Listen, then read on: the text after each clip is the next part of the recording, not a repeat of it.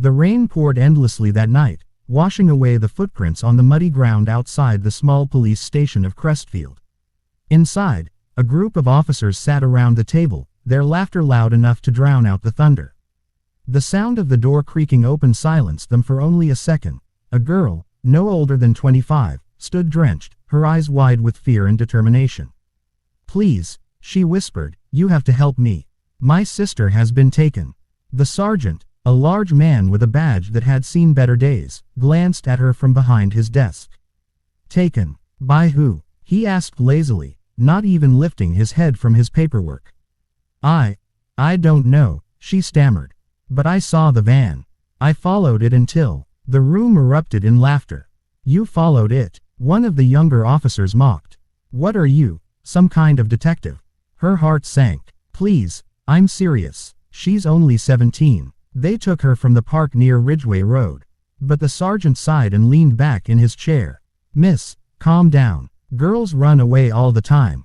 Maybe your sister met someone and went off. Come back tomorrow if she doesn't return." Her trembling lips parted. "You don't understand," she said, voice quivering yet fierce. "She didn't run away. I saw the man's face. I can describe him." The sergeant waved his hand dismissively. Sure. Why don't you sit down, sweetheart, and we'll take your statement." The word sweetheart burned in her ears. She could hear the mockery in their tone. The officers exchanged smirks as she described the tall man with a scar across his chin, the black van, the smell of oil and something metallic. When she was done, the sergeant scribbled something lazily on a pad and said, "We'll look into it." But as she turned to leave, she heard one of them mutter, "Poor thing, probably just hysterical." Outside, she stood in the rain, her clothes clinging to her skin. The city lights blurred in her teary eyes. She had come for help, and they had left. Her name was Clara Jennings, a graduate student in criminology, something none of those officers cared to know. They saw only a frightened girl, not the woman who had spent 3 years studying the psychology of kidnappers. She went back to the park alone. The streetlights flickered. A broken shoe lay near the swings, her sister's. She bent down, picked it up, and noticed tire marks leading toward the old industrial district. Clara took out her phone and snapped pictures. Then, heart racing, she followed the faint trail. As she moved deeper into the abandoned warehouses, every instinct screamed danger. But she couldn't stop. Her sister's name, Lila, echoed in her mind. Suddenly, she heard a sound. A faint cry, muffled. She froze, then moved closer to the building where it came from. There, a flickering light behind a boarded-up window. She looked through a gap. Inside were 2 men and a girl tied to a chair. Lila. Clara's heart pounded. She covered her mouth to stop herself from screaming. She dialed the police station again, whispering desperately, "This is Clara Jennings. I found her. I found my sister. Please, send backup to the old steel mill near Ridgeway." The voice on the other end sounded bored. "Miss, please calm down. Are you sure this isn't a false alarm? You already filed a report. Please, I can see her. We'll send someone when available," the officer replied flatly. The line went dead. For a moment, Clara stood in disbelief. Then anger burned through her veins like fire. They didn't care. She wasn't going to wait for them anymore. She found a loose metal pipe, gripped it tightly, and circled to the back entrance. The door was rusted, but a side vent was open. She squeezed through, cutting her arm, ignoring the sting. The smell of oil and gasoline filled her nose. One man laughed loudly, the sound of a monster without conscience. Clara's eyes narrowed. She moved like a shadow. Then, bang! She hit the pipe against the wall to distract them. When one turned, she charged, swinging with all her strength. The man stumbled, crashing into a pile of crates. "Who's there?" the other shouted. Clara ran to Lila, cutting the ropes with a sharp edge she found on the ground. "It's me, Lila. Don't talk. Run." The girls sprinted toward the exit as the man shouted behind them. A gunshot echoed. Clara felt heat graze her shoulder. She pushed her sister out the door and stumbled into the rain. When the police finally arrived hours later, they didn't come to rescue, they came to question. The same sergeant stood over Clara as she sat with her arm bandaged. "So, let me get this straight," he said slowly. You broke into a building, assaulted 2 men, and claimed they were kidnappers. Claim, Clara hissed. Go there yourself. There's evidence. They tied her up. He interrupted. We searched the building. It's empty. Her heart sank. That's impossible. No signs of struggle. No victims. No suspects. Maybe you imagined it. I didn't imagine the bullet wound. She shouted, her eyes blazing. He smirked. Probably an accident. You kids watch too many crime shows. The other officers chuckled. Something inside Clara snapped. She stood up, trembling with fury. You think this is funny?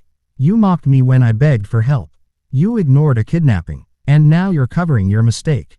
The room went silent. The sergeant's jaw tightened. Watch your tone, Miss Jennings. But Clara wasn't backing down. You'll regret laughing at me, she said coldly. Because I'm not stopping until I prove you wrong. And she didn't. For the next 48 hours, Clara combed through every corner of the industrial district. She found a discarded rope, a piece of duct tape with hair stuck to it, a cigarette butt, all bagged carefully and photographed. She sent them to a private lab using the university's connections. When the report came back, her hands shook. The DNA matched a known criminal wanted for multiple abductions. She didn't go to the police station this time. She went straight to the district attorney's office. Within hours, an arrest warrant was issued. By dawn, the police had no choice but to act. They raided an auto garage connected to the suspect. Inside, they found the van, black, with Lila's fingerprints on the door. The men were arrested. When the sergeant saw Clara standing outside the station that morning, he couldn't meet her eyes.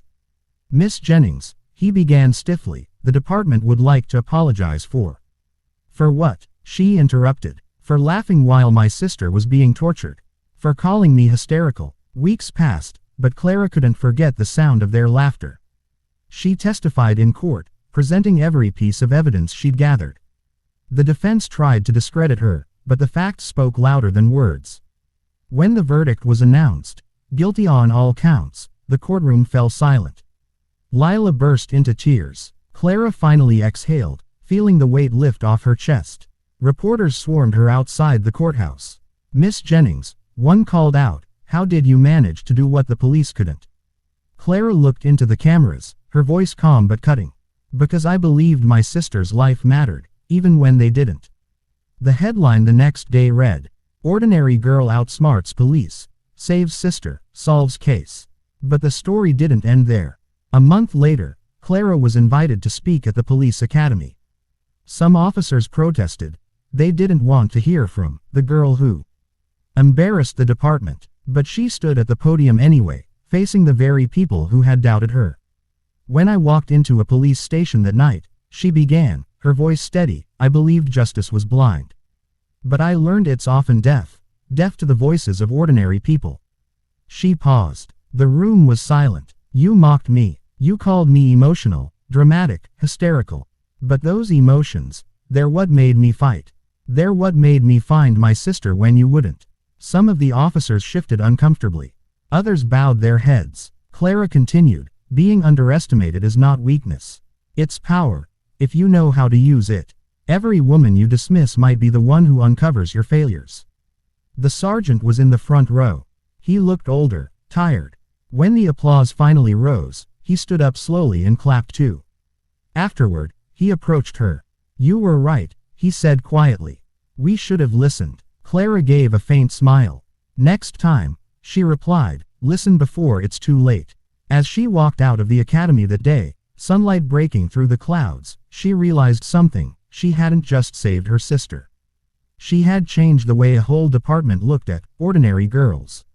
She turned to look once more at the building behind her. The laughter that had once haunted her memory was gone, replaced by silence, respect, and perhaps remorse. And somewhere deep down, she felt a quiet satisfaction. Not revenge, but justice.